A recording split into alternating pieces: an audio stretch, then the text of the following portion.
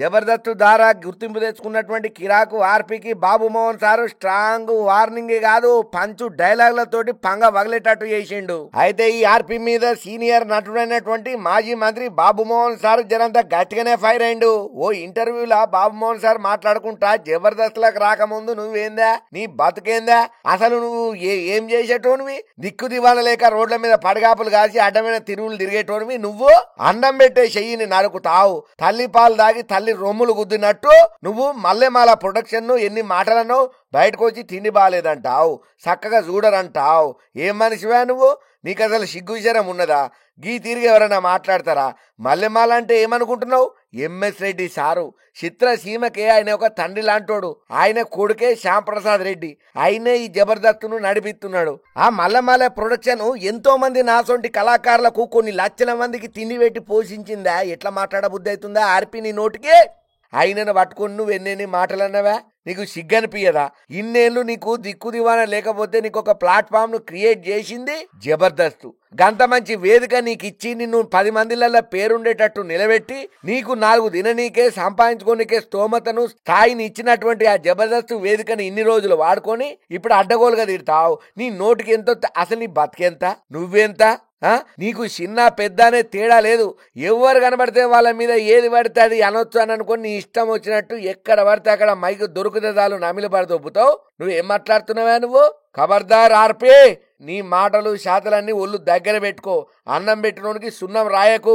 నీతి నిజాయితీ చీము నెత్తురు అనేది మనకు ఉండాలి అని బాబు మోహన్ సార్ జనంతా గట్టిగానే ఫైర్ అయ్యిండు.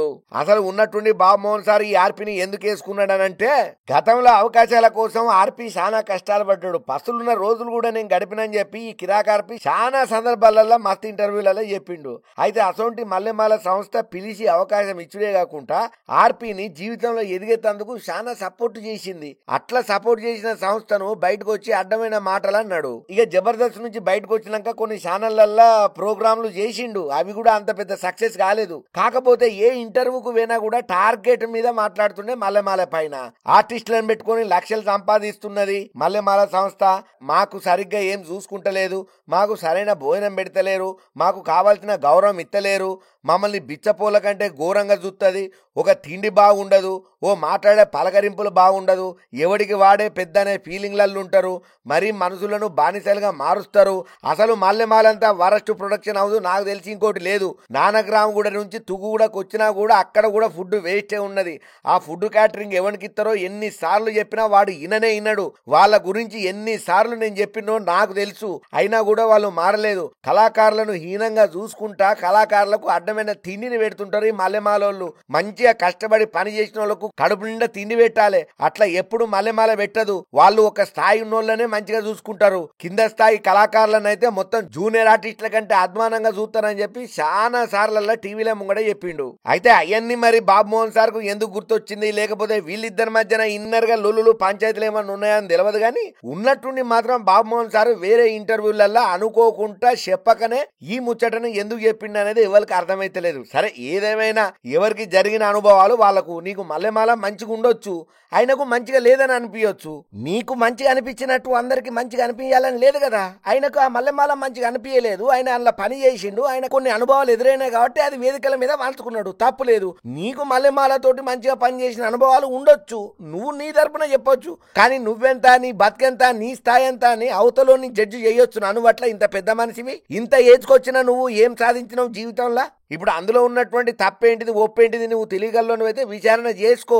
ఆర్పి చెప్పిన దాంట్లో నిజం ఉన్నదా అబద్ధం ఉన్నదా? ఇప్పుడు నిప్పులేందే పొగ రాదంటారు కదా. మరి అయిన జబర్దస్త్లో మల్లెమాల ప్రొడక్షన్లలో ఏం ఫేస్ చేసిండో నీకు తెలియదు కదా బాబు మోహన్. నోరు అదుపులో పెట్టుకో. అయినా నిన్నే ఎవడు పట్టించుకునే పరిస్థితులలో లేడు. నువ్వు సినిమాలలో లేవు, పాలిటిక్స్ లో లేవు, పూటకొక పార్టీ మారుతున్నావు. మొన్నటికి మొన్న కేపాల పార్టీలకు పోయినావు, దిక్కు దివానా లేకుండా పోయినావు. నువ్వు కమర్షియల్ మనిషివి. అధికారం ఇస్తే పబ్లిక్ ని బూతులతోటి నువ్వు అవమానపరిచినావు. నువ్వా ఇప్పుడు ఆర్పి గురించి మాట్లాడేది అని చెప్పి కిరాక్ ఆర్పి ఫ్యాన్స్ కూడా బాబు మోహన్ గట్టిగానే వేసుకుంటున్నారు. ఏందో ఏమోనోళ్ళ పేరు వచ్చేదాకా ఒక లొల్లి, పేరు వచ్చిన తర్వాత ఇంగో లొల్లి. ఇట్లనే ఉన్నది ఇప్పుడు పోకడంతా.